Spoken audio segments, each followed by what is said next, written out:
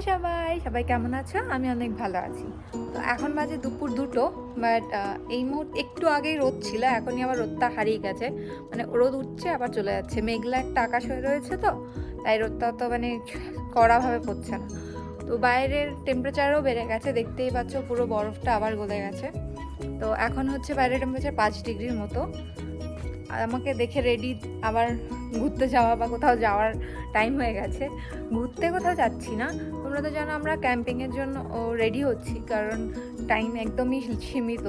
তো ক্যাম্পিংয়ে যাওয়ার জন্য তোমাদের আমি বলেছিলাম যে অনেকে আরভি ইউজ করে। আরভি হচ্ছে তোমার গাড়ির মধ্যেই ঘরের একটা ভাইব থাকে, মানে সব কিছুই ঘরের, যেরকম রান্নাঘর, বাথরুম, বেডরুম সব থাকে, সেরকম 1 BHK বা 2 BHK টাইপেরই গাড়ি থাকে, যেটা হচ্ছে তোমার অনেকটা থাকে যে বাসের মতো থাকে, যেগুলোকে ভ্যান টাইপের দেখতে হয়, সেগুলোতেও থাকে। আর অনেকগুলো থাকে তোমার গাড়ির পেছনে হুক হিসেবে লাগিয়ে তুমি এক্সট্রা একটা ঘর বাইরে নিয়ে যেতে পারবে।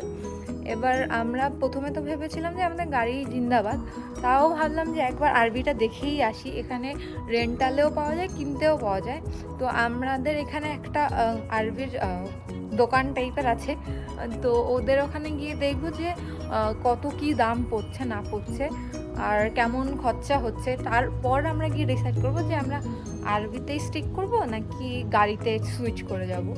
তো বরের যেহেতু একটু লাঞ্চ ব্রেক আছে, তাড়াতাড়ি কোনো রকম খেটে একদম রেডি বাইরে যাওয়ার জন্য, কারণ এসেই আবার ওকে আবার অফিস জয়েন করতে হবে। মাত্র 1.5 ঘন্টাই হাতে পায় মানে ব্রেকটা, তো 1.5 ঘন্টা অলরেডি 8 ঘন্টা আমরা খেয়ে রেডি হতে হতেই কাটিয়ে দিয়েছি। 1 ঘন্টা আছে হাতে, খুব তাড়াতাড়ি চটজলদি যেতে হবে আর চটজলদি দেখে আবার ফিরতেও হবে, ওকে এসে আবার জয়েন করতে হবে যেহেতু। তাই বেশি বক বক করবো না, তোমাদের আমি আরবিটা দেখাবো, আমি চেষ্টা করবো ভেতরে পুরোটা দেখানোর জন্য, কিন্তু এবার কতটা দেখাতে পারবো আমি জানি না। তো চলো, আমিও ফার্স্ট টাইমই আরবিতে মানে পা রাখবো। আমি টিভিতেই দেখেছি, আর এখানে লোকজনের মানে বাড়ির সামনেই রাখা থাকে, ওগুলোই দেখেছি, কিন্তু কখনো আরবি মানে ভেতর থেকে দেখিনি।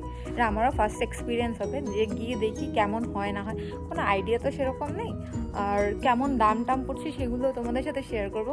আশা করি আজকের মধ্যেই আমরা ফয়সালা নিতে পারবো যে আমরা কি করব। মানে মানে দেখো, যদি আরবি নিই তাহলে আর বাকি জিনিসপত্র ক্যাম্পিংয়ের জন্য কেনার কোনো দরকার নেই, আর যদি আরবি না নিই তাহলে আবার ক্যাম্পিংয়ের জিনিসপত্র দেখতে হবে, কিনতে হবে, খুঁজতে হবে, অনেক ঝামেলা। তার উপর গাড়ির অনুযায়ী গাড়িটাকে আরও মডিফাই করতে হবে, ঝামেলা আছে। তো হাতে খুব একটা বেশি মাস নেই, 2-3 মাসই হাতে পাবো। 2-3 মাস শুনতে অনেকখানি লাগছে, কিন্তু 2-3 মাস যারা বাইরে থাকে তাদের জন্য অনেকটাই কম, কারণ একে তো ঘরের কাজ থাকে, অফিসের কাজ থাকে, তারপর গিয়ে আবার শপিং, আর তার উপর তো দোকানপত্র জানোই কত তাড়াতাড়ি সুন্দর মতো বন্ধ হয়ে যায়, তো অনেক চাপ থাকে। তো চলো, আর বেশি বকবক করবো না, অনেক বেশি কথা বলে ফেলেছি। তো চলো যাই আরবি দেখতে, আর তোমাদেরকেও দেখাই। আর আরবি বলতে হচ্ছে যে চলন্ত গাড়ি, আমি ফুল ফর্মটা আমি জেনেছিলাম কিন্তু আমি ভুলে গেছি, অনেক টাফ একটা মানে প্রোনাউন্সিয়েশন, তাই আমি খুব একটা ভালো জানি না। আমি জানি যে হোম ভেহিকেল বলে, তো হোম ভেহিকেল বাড়িওয়ালা গাড়ি। তো চলো বাড়িওয়ালা গাড়ি দেখে আসি।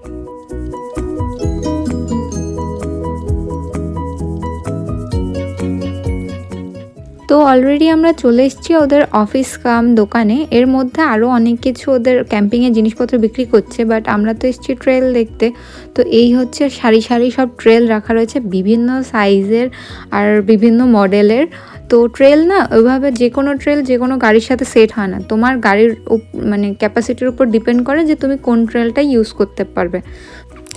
আমি না ভাবিনি যে এতখানি জায়গা নিয়ে ওদের ট্রেলগুলো রাখা থাকবে। এখানে প্রায় মোটামুটি 300-400 ট্রেল রাখা আছে।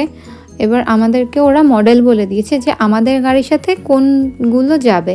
এখানে তো বিভিন্ন সাইজের বিভিন্ন মডেলগুলো রাখা আছে, সবগুলো তার দেখলে লাভ নেই। তো আমাদের যেগুলো বলেছে সেগুলোই আমরা চেক করে দেখব। আর তোমাদের বলছিলাম না হুক লাগিয়ে, এই যে এখানে হচ্ছে হুকটা লাগাতে হয়, তারপর এটা তুমি টেনে টেনে গাড়ির সাথে নিয়ে যেতে পারবে। চলো ভেতরটা তোমাদের দেখায়। উঠেই রয়েছে ডান হাতে একটা সোফা, আর তার সাথে কিচেন, বা হাতে একটা খাবার জায়গা। এটা সব থেকে ছোট, এছাড়াও আরও 2-3টে মডেল বলেছে, তোমাদেরকে সব মডেলগুলোই দেখাবো।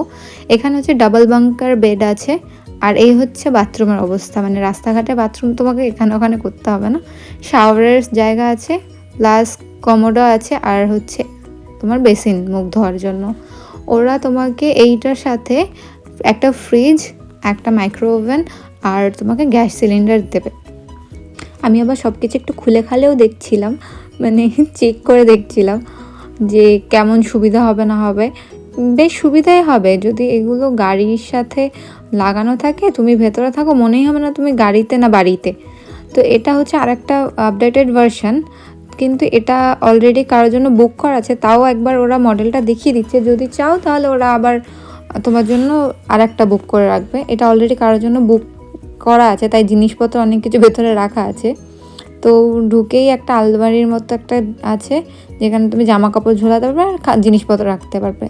তারপরেই একটা বেসিনটা আবার ঢাকনা লাগানো আছে, তোমার কোনো কিছু অসুবিধা না হয় তার জন্য।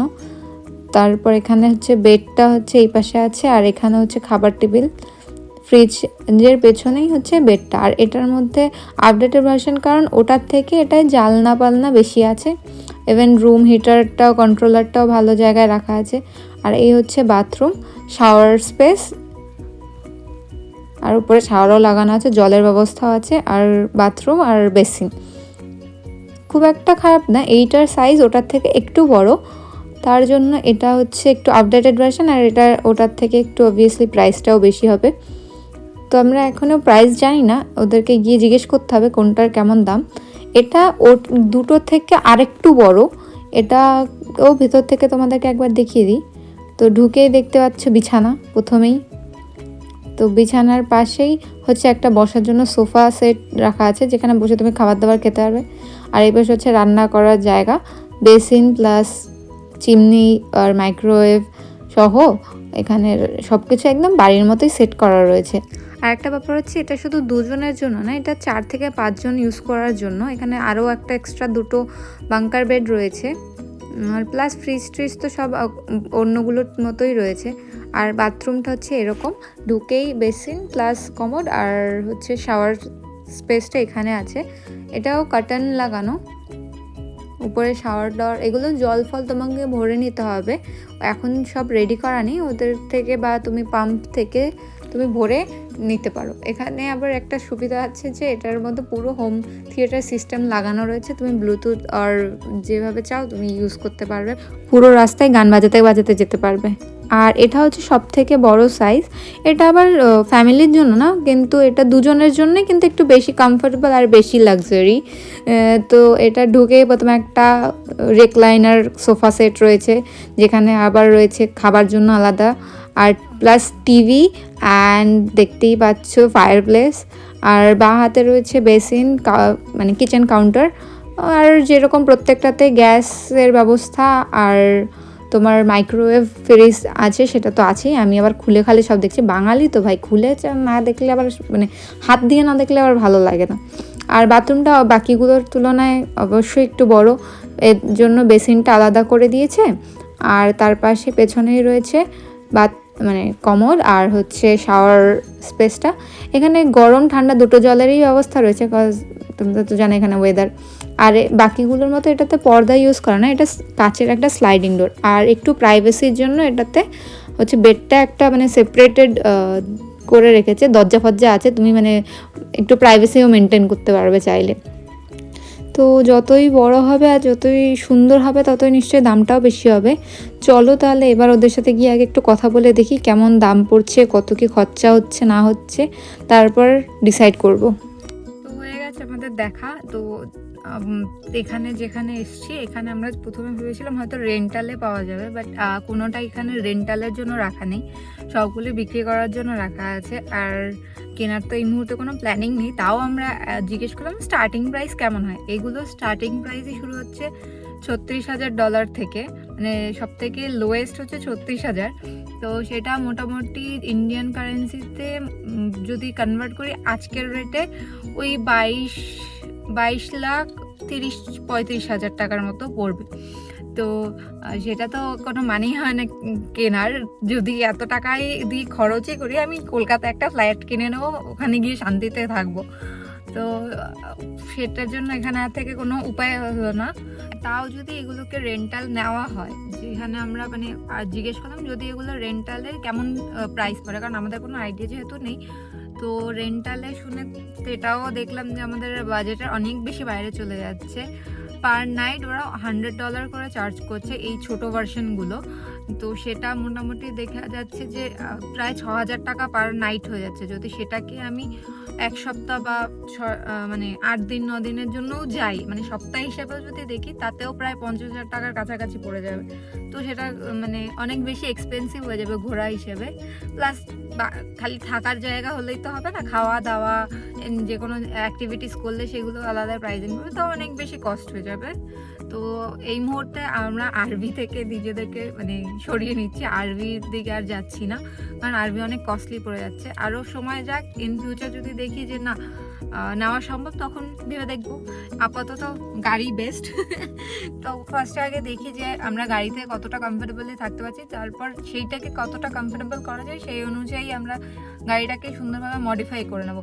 আর এত টাকা খরচা না করে আমি আর একটু বড় গাড়ি কিনে নেবো। অলরেডি আমাদের এসইউভি অনেকটাই বড় দুজনের জন্য। তো টয়োটা এসইউভি তো হয়তো অনেকে জানো যে কতটা বড় হয়। তো বাকিটা দেখা যাবে। আর তোমরা তো ভিডিওতে জানতেই পারবে যে কি কি আমরা গাড়ির জন্য করছি না করছি। তো চলো বেরিয়ে পড়ি এখন বাড়ির উদ্দেশ্যে, কারণ ওকে গিয়ে আবার অফিসও জয়েন করতে হবে, আর বেশিক্ষণ বাইরে থাকা যাবে না। তো বেরিয়ে পড়েছি বাড়ির উদ্দেশ্যে, চলো বাড়ি যাই। আর আশা করি আজকের ভিডিও থেকে অনেকেই যারা আরভি বা এই হোম ভেহিকেল বা হোম গাড়ি সম্পর্কে জানতে না, তাদের একটু হলেও আইডিয়া করাতে পেরেছি যে কীরকম হয়। আশা করি তোমাদের ভিডিওটা ভালো লেগেছে। যদি ভালো লেগে থাকে তাহলে কমেন্ট করো। আর আজকের ভিডিওটা এই পর্যন্তই, দেখা হবে কালকে একটা নতুন ভিডিওতে। ততক্ষণের জন্য সবাইকে টাটা।